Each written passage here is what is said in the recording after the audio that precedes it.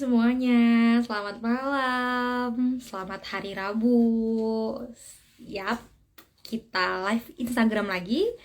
Malam hari ini kita akan live sama Dokter Lotar Mateus, spesialis saraf.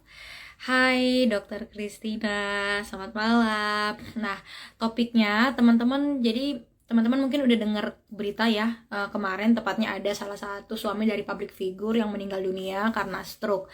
Jadi tepat banget karena hari ini kita akan bahas tentang stroke bersama Dokter Lotar. Jadi mungkin ini akan menambah informasi kalau mungkin ada keluarga, orang tua, teman, bahkan kita sendiri yang mengalami stroke.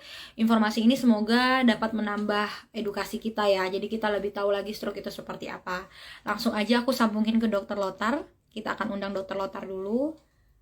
Ditunggu dulu, mungkin boleh di-share nih ke teman-temannya kalau kita ada live IG ya. Oke,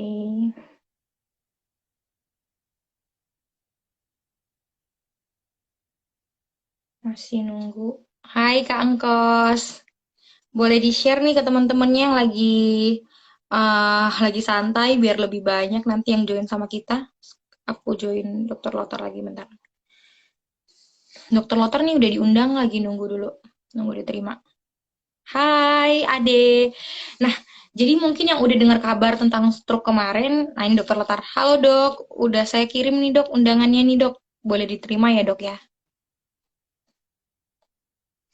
Jadi teman-teman boleh masukin pertanyaan-pertanyaan seputar mungkin apa ya yang suka ngilu-ngilu, yang suka kesemutan, atau memang yang sedang mengalami stroke keluarganya atau mungkin kita sendiri boleh lemparkan pertanyaan malam hari ini dan nanti akan dijawab sama Dokter Lotar tentunya ya. Dokter Lotar, Dokter Lotar. Oh mungkin ini dok, boleh pengaturannya kali ya dok ya? Kok belum bisa bergabung ya? Mungkin saya undang lagi deh, coba. Oke, kita masih nunggu Dokter Lotar ya. Ini teman-teman semua, hai Lux underscore 62, selamat malam. Halo Muhammad Baby Spa, Dot Puri, selamat malam. Hai Dokter Lotar. Suaranya kedengeran nggak? Kedengaran dok, jelas. Iya. Oke, siap. Oke, hai dok, lama nggak ketemu ya dok. Iya, luar biasa. TikTok semakin terstruktur. Aduh, doklot juga, waduh mantap dah. Nah ini kolaborasi sih. Jadi Dokter Lotar ini kita lagi live IG, Instagram Dokter Lotar ada. Jadi kalau mau tanya-tanya di Instagramnya langsung boleh. Tapi ini emang Instagram edukasi Dokter Lotar tentang saraf juga ya dok. Mantap. Saya suka semangat dokter nih. Masih sempat bikin konten. Oke, mantap dok. Dok, apa kabar dok? Baik-baik. Sehat Semoga ya. baik juga, Mbak. Ya. Iya, sehat dok sama ya. Kita akhirnya ngobrol, kita langsung aja dok ya. Nah, Dokter Lotar, perkenalan dulu deh singkat. Ini teman-teman baru yang belum kenal dokter, dokter di mana nih buat ditemuin nih? Kalau mau yang ketemu langsung. Ya, selamat malam teman-teman semua. Saya tadi ya seperti kata Mbak Ivo, namanya Lotar panggilannya. Saya dokter spesialis saraf. Domisili Jogja, prakteknya di Rumah Sakit Siloam Jogja. Oke, full time teman-teman. Ya. Jadi nggak ada di mana-mana lagi, cuma di Siloam aja. Tinggal nyari di Siloam, gampang mah kalau mau nyari dokter Lotar di Jogja. Oke, thank you ya dok ya buat kesempatannya. Ini dadakan sih kemarin saya colong dokter Lotar minta waktunya malam hari ini karena kaget kaget juga ya dok ya. Kita langsung masuk ke topik aja. Jadi kemarin ada berita kan dok ya, mungkin teman-teman yang kenal atau yang nggak kenal ada suami dari public figure meninggal sempat dirawat kritis, diagnosanya stroke gitu dok. Nah langsung aja, stroke itu kan semua orang udah pada tahu ya dok, saya juga udah tahu. Stroke itu udah nggak asing lagi lah sama kita gimana gejalanya. Tapi boleh kali ini kita mau bahas lebih rinci lagi dok. Kondisi kritis stroke maksudnya seberapa sih mematikannya stroke itu sesuai dengan judul kita malam hari ini. Nah, stroke yang dalam kondisi kritis itu sebenarnya gimana dok gambarannya? Jadi gini, stroke kan secara umum ada dua ya. Ada yang dia sumbatan ya, stroke-nya karena sumbatan. Mm-mm. Yang kedua stroke karena perdarahan. Perdarahan itu pembuluh darah pecah. Kalau Oke. yang sumbatan kan pembuluh darah kesumbat, tapi kalau yang perdarahan tadi ya pembuluh darahnya pecah. Nah, stroke yang manapun ya, apapun jenisnya, itu ada fase kritis rata-rata paling sering itu 3 hari pertama Hmm. gitu. Fase fase kritis itu maksudnya gejalanya itu masih bisa membaik, masih bisa menurun ya. Jadi makanya kadang-kadang ada orang stroke hari pertama ada gejala, hari kedua udah sembuh, atau hari pertama gejala ringan, ternyata besoknya kok jadi makin parah gitu. Jadi kalau ditanya masa kritisnya apa, rata-rata 3 hari pertama itu masa kritis, maksudnya adalah masa di mana stroke-nya itu masih bisa membaik, tapi masih bisa juga tambah parah. Gitu. Waduh, aduh, bentar. Ini informasi baru saya juga baru tahu dok. Jadi stroke tadi ada dua jenisnya, yang karena penyumbatan atau perdarahan. Nah, yang kejadian kemarin itu kan katanya karena perdarahan ya dok ya. Kita mau bahas yang itu aja Ya, dok, karena waktu kita singkat, padat. Nah, kalau stroke perdarahan tadi dok, ada nggak sih dok gejala, maksudnya apa ya, tanda-tanda di awal tuh kalau kita memasuki masa kritis atau dia tiba-tiba drop gitu, langsung kritis gitu dok? Saya penasaran nih. kalau kalau kita ngomong stroke perdarahan, gejalanya sebenarnya sama ya kayak stroke sumbatan. Jadi secara umum kan stroke gejalanya sama ya. Ya lemas separuh lah, perot lah ya, atau kadang-kadang ada yang kejang atau langsung kesadarannya turun gitu. Itu cuma bisa dibedakan lewat foto kepala, foto otak, CT scan gitu ya. Oke. Nah, kalau kalau dibilang masa kritisnya adalah tergantung dari perdarahannya banyak apa sedikit Hmm. gitu ya. Ibaratnya kalau perdarahannya sedikit, ya berarti dia namanya darah kan menekan otak ya. Iya. Sementara ini kepala kita tengkorak nggak bisa makin besar, nggak bisa fleksibel gitu. Jadi kalau perdarahannya banyak, ya misalnya separuh otak yang kanan penuh darah, otomatis ketambahan volume sebanyak itu area otak lain ketekan. Nah itu yang menyebabkan kondisinya kritis Oke. gitu. Ya, itu jadi kritis itu bisa satu karena memang perdarahannya banyak, yang kedua karena lokasi perdarahannya itu di lokasi yang rentan gitu. Oke. Saya penasaran nih dok, penasaran aja. Misalnya ada nggak dok, misalnya orang stroke nih, dia lagi kritis, ada nggak kondisi-kondisi tertentu yang malah makin memicu kondisi kritisnya? Apakah mungkin riwayat penyakit yang lain, atau mungkin apa ya dok ya? Ada kondisi tertentu nggak dok yang bisa memicu itu? Apa itu dok? Ada pasti ada itu. Tensi tinggi ya. Jadi saat serangan tensinya tinggi, kita nggak bisa kontrol ya, atau belum terkontrol bagus. Gula darahnya tinggi ya di atas 200. Hmm. Terus ada infeksi itu misalnya ya, dia stroke tapi ada infeksi parunya juga, ada infeksi saluran kemih. Mm-mm. Kemudian eh, gangguan-gangguan elektrolit di darah ya. Elektrolit itu natrium, kayak kalium itu juga bisa memicu kekritisan Mm. ya. Terus habis itu, nah kalau misalnya orangnya perdarahan ringan gitu ya, nah awalnya, nah besoknya bisa jadi tambah parah kalau apa? Kalau misalnya ada usaha atau gerakan yang seperti ngeden, ngeden tahu ya? Heeh. Hujan kalau mau Iya. BAB, ya itu bisa kalau perdarahan bisa tambah parah gitu. Ya tambah Oh. banyak darahnya keluar karena nambah tekanan di otak. Atau terlalu cepat ini orang stroke terlalu cepat berdiri, ya terlalu cepat gerak lah intinya kan kalau orang stroke kan harus baring dulu lah gitu ya untuk hari-hari pertama. Nah kalau terlalu awal bisa micu tadi tambah parah istilahnya stroke-nya. Wow, pengetahuan baru lagi nih teman-teman. Nyambi ya dok ya, kita nyambi nih sambil tanya jawab. Waduh ini siapa nih dok? Dokternya ganteng mirip Lee Min Ho dari Dewi underscore Andrianti. Makasih, oh, dokter Lothar harusnya bilang makasih bukan saya ya. Iya. Ya Lee Min Ho dari mananya ya? Tapi terima kasih. Ya. Thank you Kak Dewi. Nah ini ada pertanyaan dok. Apa benar Pak Dokter stroke yang sebelah kiri paling berbahaya daripada sebelah kanan? Benar apa enggak? Nah ini mitos atau fakta sih dok. Coba dok. Sebenarnya sama aja ya, nggak ada yang lebih parah atau lebih bahaya, nggak ada. Cuma kalau ini kita sebelah kiri itu otak yang kena ya, bukan Oke. gejalanya ya. Jadi kalau otak yang kena sebelah kiri, di sebelah kiri itu ada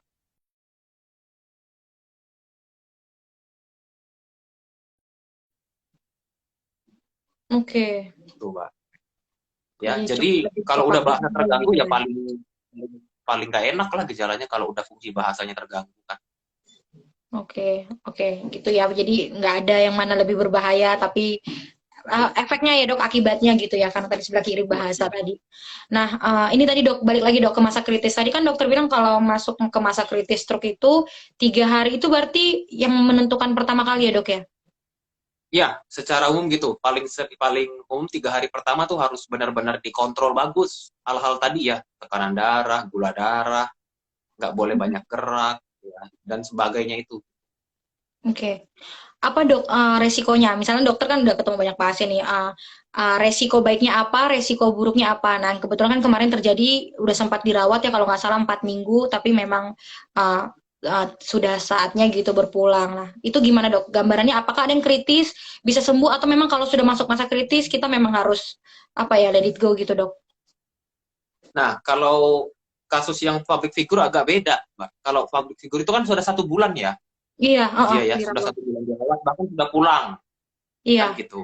Nah, sebenarnya kalau fase kritis itu rata-rata 1 minggu tuh udah bisa dilewati gitu. Jadi kalau udah lewat seminggu atau lewat 5 hari, ya dia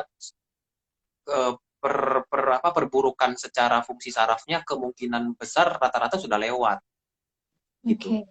Nah, jadi kalau yang kasusnya public figure itu, menurutku ya, aku nggak tahu kondisi ya. Menurutku itu ada faktor komplikasi Oh, gitu. kemungkinan ya. Jadi bukan karena stroke-nya langsung dia meninggalnya, tapi mungkin karena stroke-nya parah ya. Kan dirawat 1 bulan berarti kan parah ya, Iya, gitu. iya dok. Karena rata-rata 1 minggu itu udah bisa bisa rawat jalan lah, atau paling lama pun 2 minggu kalau memang oke. Nah, kemungkinan kalau 1 bulan dia sudah ada komplikasi-komplikasi gitu selama perawatan. Jadi menurut saya sih bukan karena murni efek stroke-nya, tapi ada komplikasi, ya diperberat sama komplikasi. Nah, itulah yang menyebabkan jadi meninggal. Kalau yang kasusnya sudah lewat dari 1 bulan ya. Mm-mm. Oke, oke. Berarti tadi normalnya sebenarnya pengawasannya itu seminggu ya dok, masa-masa kritis itu harusnya kalau udah oke, seminggu itu harusnya udah bisa rawat jalan gitu. Betul. Oke dok. Nah ini penasaran lagi dok. Sekarang itu kan saya sempat baca-baca gitu tadi ya. Maksudnya stroke itu udah jelas salah satu list dalam satu penyakit yang menyebabkan kematian ya dok ya. Makanya tadi kita bilang seberapa mematikan gitu stroke ini. Nah angkanya pun nggak cuma yang orang tua lagi ya dok sekarang yang kena stroke itu. Anak muda pun sekarang udah banyak gitu yang berobat ke rumah sakit, gejala stroke, stroke ringan gitu. Nah dok. Nah kondisi kritis ini dok, biar teman-teman pada was-was gitu dok, lebih aware. Apakah akan dialami orang yang sudah stroke berat atau bisa nih orang yang stroke ringan tiba-tiba masuk ke kondisi kritis, Dok? Tuh, bisa semua Oh, bisa semua ya, gitu. Dok ya? Ya. Justru iya bisa semua. Justru justru kalau saya pribadi lebih lebih hati-hati kalau pas masuk stroke-nya ringan gitu. Hmm. Ya. Karena apa? Karena masih bisa memberat tuh dalam dalam fase kritisnya. Jadi makanya justru sebenarnya paling deg-degan gitu kalau ngerawat pasien yang stroke-nya ringan. Baru 1 hari stroke-nya ringan. Karena apa? Itu perlu dijaga betul gitu. Kalau misalnya stroke-nya tanda kutip gejalanya udah agak parah ya, Hmm. eh, jadi kan dia fase menurunnya lagi kan mungkin penurunannya nggak akan banyak ya dibandingkan orang yang ringan kan bisa memberat gitu. Jadi semua stroke ringan sampai stroke berat pun tetap ada fase kritisnya. Oh ya, berpeluang ya dok. Berarti biar teman-teman yang mungkin sekarang aduh santai lah, masih ringan gitu, masih kesemutan-kesemutan, masih mati sebagian gitu maksudnya. Jadi masih santai. Jadi semuanya bisa kena gitu ya, bisa berpeluang untuk memasuki masa kritis. Nah dok lagi dok, lanjut lagi. Nah kalau misalnya dok saya penasaran nih, kalau misalnya ada pasien yang sudah pernah masuk ke masa kritis, diagnosa stroke, apakah mungkin dia berpeluang lagi untuk masuk kritis gitu? Misalnya dari sembuh terus, apakah lebih berpeluang dia untuk balik ke masa kritis itu lagi, Dok? Jadi kalau dibilang bisa pulang berarti kan stroke-nya sebenarnya udah stabil secara fungsi otaknya ya, serangan ke otaknya gitu. Nah, apakah berpeluang kritis lagi? Bisa. Kalau misalnya setelah pulang misalnya perawatan di rumahnya tidak optimal. Tadi ya terkait sama komplikasi tadi Oke, oke. gitu ya. Ada infeksi atau misalnya nih stroke-nya parah jadi dia banyak berbaring. Nah, itu kan risiko penggumpalan di darah. Nah, Hmm. itu yang kedua perlu dipikirkan kalau misalnya kondisinya menurun, kondisinya stroke berulang lagi juga bisa. Jadi Oh, stroke ulang. wow. Wow ya, berbahaya ya teman-teman ternyata stroke ya. Lagi dok, saya penasaran lagi nih. Tadi stroke ya dok ya, stroke kritis. Nah, apa biasanya dok terapi atau ada nggak pantangan yang paling dilarang untuk orang yang sudah memasuki fase stroke dalam kondisi kritis tadi dok? Ada nggak? Misalnya tidak boleh Ini lagi begini gitu. kritis yang waktu kapan nih, Kak? Udah lagi perawatan awal serangan atau pas yang sudah pulang? Oh Pas yang sudah pas, pulang itu kalau kritis, heeh. Kalau pas pas yang perawatan sudah kan pulang tadi dokter itu, udah jelasin kan ya, pas sudah pulang dok. oh pas sudah pulang. Nah, ini sih kalau pas sudah pulang ya, itu kalau yang stroke-nya kritis tuh biasanya kalau stroke-nya berat ya. Kalau stroke-nya istilahnya ringan sampai sedang, dia kan masih bisa gerak, Mm-mm. ya masih bisa mobilisasi lah. Jadi komplikasi-komplikasi itu bisa diminimalisir. Nah, yang memang agak perlu dipantau itu stroke yang gejalanya berat. Jadi misalnya pasiennya sampai lumpuh berat total ya, nggak bisa gerak sama sekali, atau usianya sudah lanjut usia banget Mm-mm. ya, atau memang saat stroke kondisinya memang pada saat serangan stroke nggak sadar tapi bertahan gitu ya, dan pulang Iya. juga nggak sadar. Nah itu yang berperan itu yang ngerawat gitu. Oke. Nah yang perlu dihindari itu adalah kondisi dia imobilisasi atau uh, di satu posisi yang lama gitu ya, misalnya dia baring baring terus nggak mau gerak, nggak mau latihan. Nah itu yang awal dari kondisi komplikasi itu kalau yang setelah perawatan ya. Karena apa? Karena kalau kita imobilisasi atau nggak banyak gerak, itu kuman-kuman di paru bisa bertumbuh. Terus kan lecet-lecet juga tuh.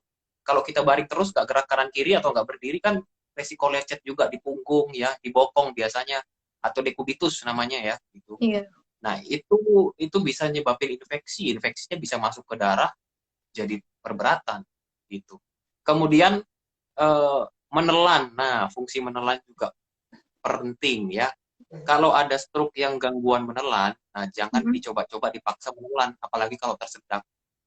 Nah, Waduh. kalau dia makan minum dipaksa lewat mulut, makanannya masuk ke paru atau minumannya masuk ke paru. Nah, itu bisa ganggu fungsi paru langsung atau perlahan-lahan juga gitu. Jadi yang paling diperhatikan adalah dua itu sih menurut saya ya. Jadi satu, hindari imobilisasi yang lama ya. Jadi segera mungkin mobilisasi bergerak ya, Mm-mm. perlahan-lahan pun nggak apa-apa.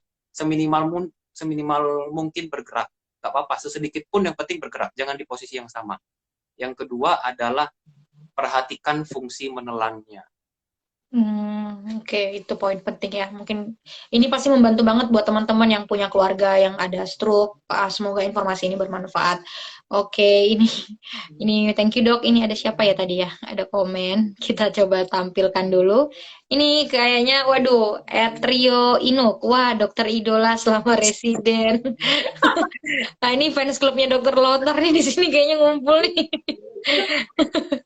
Nah, ini coba kita, aduh, ini ada Kak Angkos lagi nih dok, tanya dok, ketika saya ketika Hmm. saya diputusin pacar, saya kaget dan langsung lemes, apa itu masuk stroke ringan ya Pak dok? Waduh, ini gimana Itu dok? stroke stroke hati yang berat, bukan stroke otak, itu stroke hati yang berat. Tapi berbahaya loh, ini bisa masuk kritis. Kalau rebahan ternyata Berbahaya itu. kritis. Oke, nah ini nggak ada yang nanya-nanya. Oke, lanjut dok. Ini kan tadi dokter udah bahas semuanya ya, udah kayak apa terapinya nanti apa yang perlu diperhatikan saat bahkan pulang. Boleh share lagi nggak sih dok? Misalnya stroke ringan, sedang berat itu sebelum kita close gitu. Gimana gejalanya dok? Biar teman-teman mungkin yang udah punya gejalanya tapi masih takut buat konsul bisa tahu dok. Ya sebenarnya itu ada skornya sendiri, Mbak ya. Jadi Mhm. ada itu tools ya, atau istilahnya yang alat ukur untuk Iya. menentukan stroke itu ringan, sedang, berat gitu. Jadi nah, dari gejala itu nanti diskor. Nah, tapi gampangnya gini, gampangnya adalah kalau stroke ringan itu ibaratnya masih bisa uh, jalan ya atau bergerak secara normal. Jadi kelemahannya yang dirasakan itu ringan sekali ya gitu. Misalnya tangan kanannya kena stroke, mungkin memang lebih lemah tapi masih bisa ngangkat-ngangkat barang, masih bisa digunakan Oke. gitu ya. Nah, kalau stroke yang sedang sedang itu eh, kelemahan di atau gejala stroke-nya lebih berat dari yang ringan. Jadi contohnya misalnya tadi tangannya masih tangannya bisa angkat tapi tidak bisa genggam-genggam, jadi cuma ngangkat aja, tidak fungsional, ya, Oke. tidak fungsional.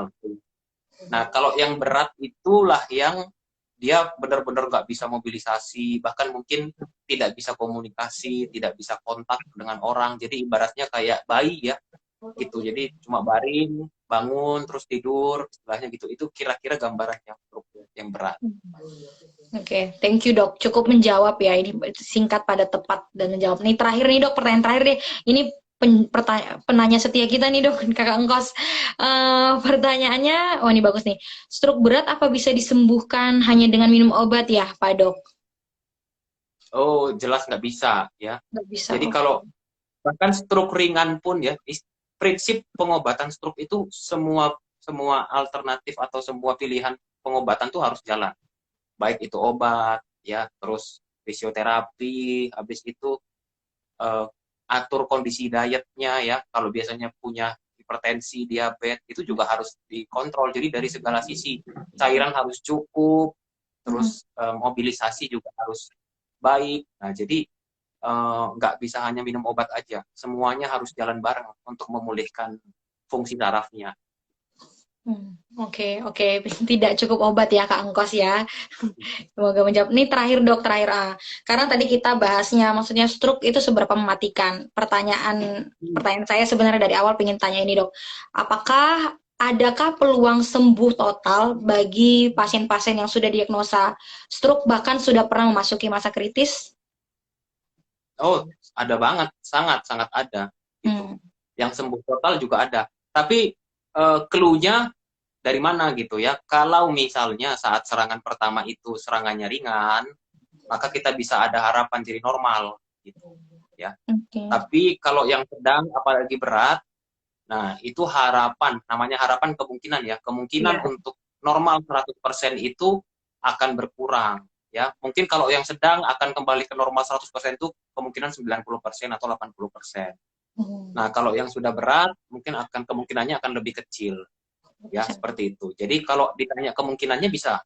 Tapi stroke yang mana nih? Ya, yang kemungkinan tinggi untuk kembali normal ya stroke yang saat gejalanya yang gejala ringan.